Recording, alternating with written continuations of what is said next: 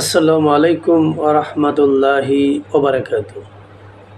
সম্মানিত ইমানদার দিনদার মুসলিম ভাই ও বোনেরা, মানুষ জান্নাতে যাবে আল্লাহর অশেষ মেহেরবানিতে। তো জান্নাতে যাওয়ার ক্ষেত্রে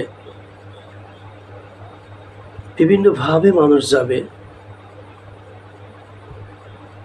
কোনো একটা স্থানে মানুষ পৌঁছানোর ক্ষেত্রে দুনিয়াবি কোনো জায়গায় পৌঁছায় যেভাবে, কেউ সরাসরি পৌঁছে যায় সুন্দরভাবে, কেউ পথে ভয়ভীতি থাকে, কেউ আবার বাধা বিঘ্নতার সাথে পৌঁছয়।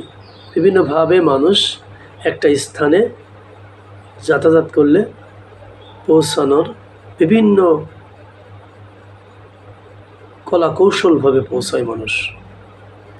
তো রাসূল সাল্লাল্লাহু আলাইহি ওয়াসাল্লাম এই হাদিস থেকে বলছেন, তিনটা কাজ করলে মানুষ কিভাবে জান্নাতে যাবে, আর সেই তিনটা কাজ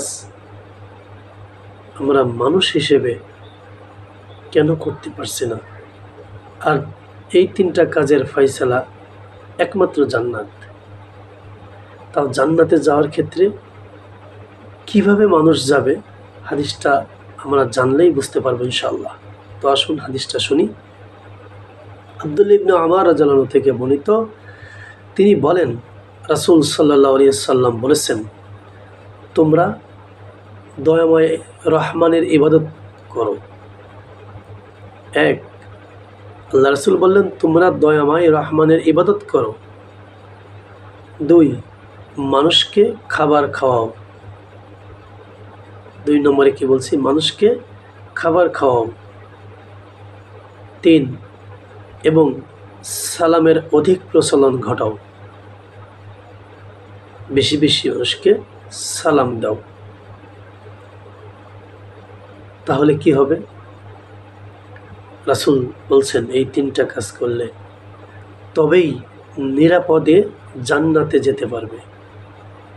ওই যে আমি বলছিলাম, কোথাও যেতে হলে নিরাপদে পৌঁছানো, বাধাবিঘ্ন পৌঁছানো, ভয়ভীতি উপেক্ষা করে পৌঁছানো। রাসূল বলছেন, এই তিনটা কাজ যে করবে সে নিরাপদে জান্নাতে পৌঁছে যাবে। সুবহানাল্লাহ, আলহামদুলিল্লাহ। আল্লাহ রাব্বুল আলামিন আমাদেরকে এই হাদিসের উপর আমল করে আমরা যেন নিরাপদে জান্নাতে পৌঁছাতে পারি। আল্লাহ, তুমি আমাদেরকে কবুল করো, আমিন।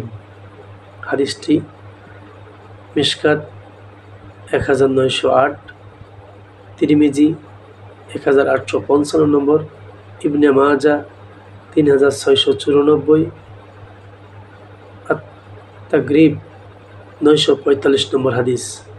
আল্লাহ রাব্বুল আলামিন আমাদেরকে যেন এই হাদিসের উপর আমল করার তৌফিক দান করে আমরা যেন সর্ব অবস্থায় এই হাদিসের উপর আমল করতে পারি। রাব্বুল আলামিনের ইবাদত যেন আমরা সর্ব অবস্থায় করতে পারি। আল্লাহ, তুমি আমাদেরকে সেই তৌফিক দান করুন, আমিন। আসসালামু আলাইকুম ওয়া রাহমাতুল্লাহি ওয়া বারাকাতুহু।